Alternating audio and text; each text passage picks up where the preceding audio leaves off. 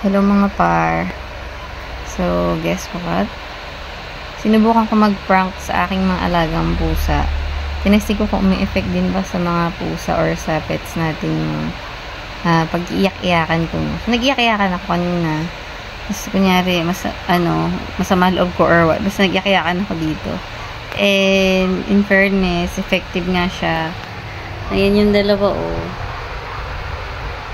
So, tinabihan talaga nila ako. Nakita nila ako umiiyak. Pero, di ko na nakuhaan yung part na iyak-iyakan ako kanina. Kasi kala ko hindi siya i-effect. Hanggang sa humiga na nga ako dito. Eh, paghiga ko, wala pa rin silang keme. Tapos, kunyari, ingaw-ngaw pa ako, kunyari. Tapos, ayan, tumabi na sila. So, ayan, inikot ko lang yung aking camera kasi para makita natin sila. Ayan, ito si Kilua. Ito si Bastet. So, concerned sila sa mama nila, kaya ayan, nagsilapit sila nung narinig nila ako umiiyak. Ewan ko lang ngayon, siguro naisip nito na uto na naman ako ng nanay ko. Love mo talaga si mama, ha? Umuta ka, kuya. So, yan yung sila yung dalawang nakakawala dito. Kasi hindi ko mapakawalan yung mga kitten, sobrang kulit. Grabe naman, love talaga nila ako. Kita nyo naman, oh.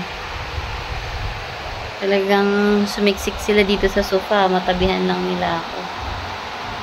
Kuya.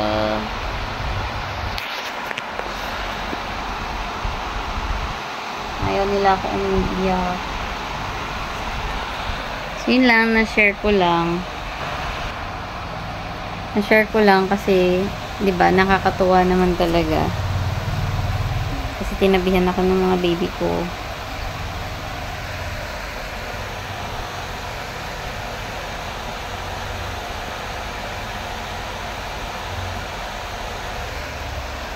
Good vibes lang. Bye, mga katusa.